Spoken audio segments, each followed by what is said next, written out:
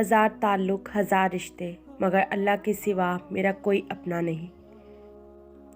میں لوگوں کو اس لیے برا نہیں سمجھتی کہ ان کی بے رخی نے میرا رخ سیدھا کر دیا اور میں نے اپنے رب کی طرف دیکھنا شروع کر دیا۔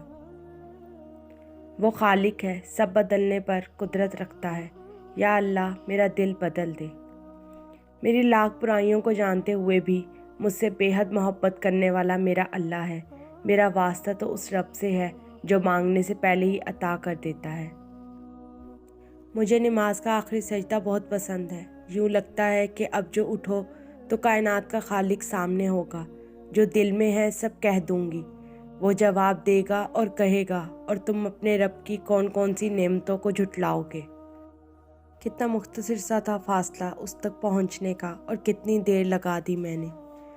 میں بہت امیر ہوں کیونکہ میں محمد مصطفیٰ صلی اللہ علیہ وآلہ وسلم کی امتی ہوں۔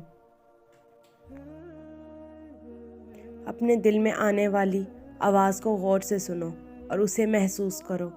جو شخص اللہ کی آواز کے ساتھ اپنا دل ملا لیتا ہے، اسے کسی اور کی ضرورت نہیں رہتی۔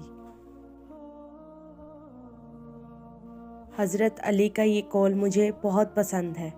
زندگی میں ہر جگہ پھول بکھیرتے جاؤ، ایک جگہ اپنے لیے باغ لگا ہوا پاؤ گے۔ بس تو اپنی بارگاہ میں بلند رکھ مولا، دنیا نظر سے گرائے یا آسمان سے، ہمیں کوئی فرق نہیں پڑتا۔ تم چاہو یا نہ چاہو، میرا اللہ مجھے چاہتا ہے۔ میرا اللہ تو وہ ہے جو میری خاموشی کو بھی سمجھتا ہے۔ اگر تب علم ہوتا ان ٹھوکروں کے بعد خدا ملتا ہے تو ہم مسکرا کر ہر قدم پر گرتے، ہر سانس پر نئی چوٹ کھاتے۔ یہ ذات خدا کے سوا اور کہیں نہیں ملتا۔